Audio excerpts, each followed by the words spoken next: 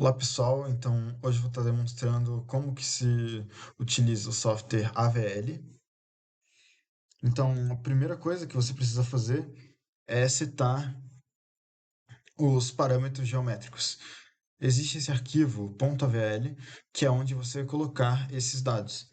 Então aqui tem dados de área de asa, referências geométricas, espaciais. Também aqui você já percebe a primeira superfície, asa, e se faz as subdivisões dessa superfície. E também aqui você pode colocar o aerofólio. Depois disso, também aqui tem a superfície de controle, aileron, com suas respectivas geometrias de aerofólio. Aqui também tem a superfície cauda horizontal, superfície cauda vertical e fuselagem. A fuselagem é modelada por meio desse arquivo, que é um arquivo de raios ao longo de distâncias. Ele cria a fuselagem com discos. Também é necessário criar esse arquivo de massa, que é onde você coloca os momentos de inércia, a massa e densidade do ar. Uma coisa que ajuda bastante é olhar esses arquivos prontos que vêm junto com o AVL. No caso aqui, o Supra, ele tem todos os três arquivos, o de massa, o de fuselagem e o .avl. Então isso ajuda bastante. Bom, a próxima etapa é o software em si. Você consegue abrir o software nesse executável aqui. E a primeira coisa que você faz é carregar o arquivo. Então, load Navision underline waiting. Você também precisa carregar o arquivo de massa. Mass.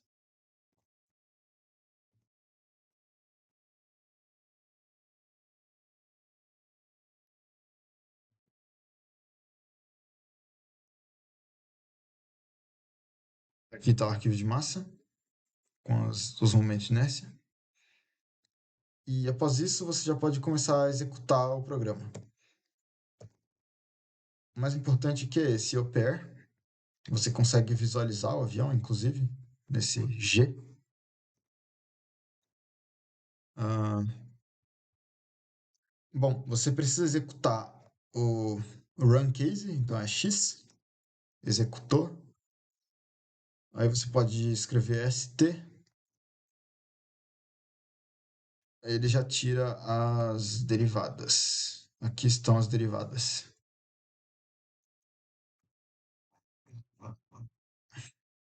Se você quiser também tem como salvar esse arquivo S, e aí você coloca o nome do arquivo. Mas no caso eu não vou salvar porque já tenho. Fechei aqui. Então ele cuspiu ali as derivadas. Com as derivadas você, que são essas? Com as derivadas você consegue colocar elas no Scilab. E o Scilab ele cria matriz de espaço de estados. E com as duas matrizes, né, que são as matrizes de espaço de estados, você consegue tirar as funções de transferência. Aqui tem um pouco de script de como que funciona a matemática, né? Então, vamos aqui. Ah, esse código aqui, ele faz esse cálculo. Então, podemos rodar ele aqui.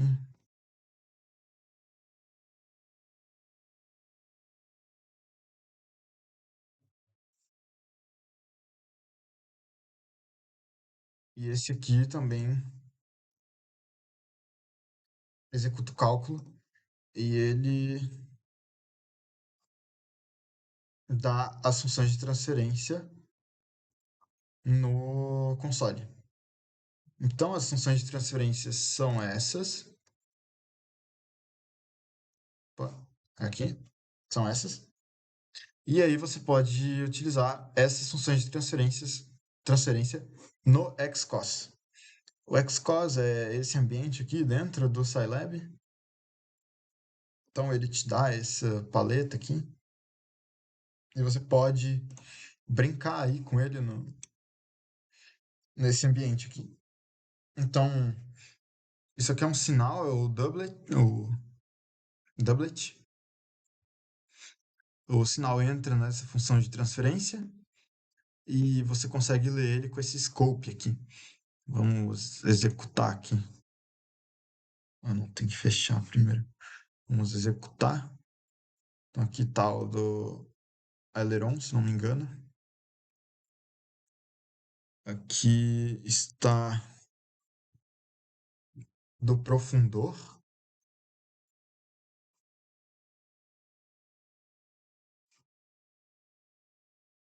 E aqui está do leme. Não, esse é do aileron. Esse é do aileron. Esse é do profundor. E esse é do leme. Isso.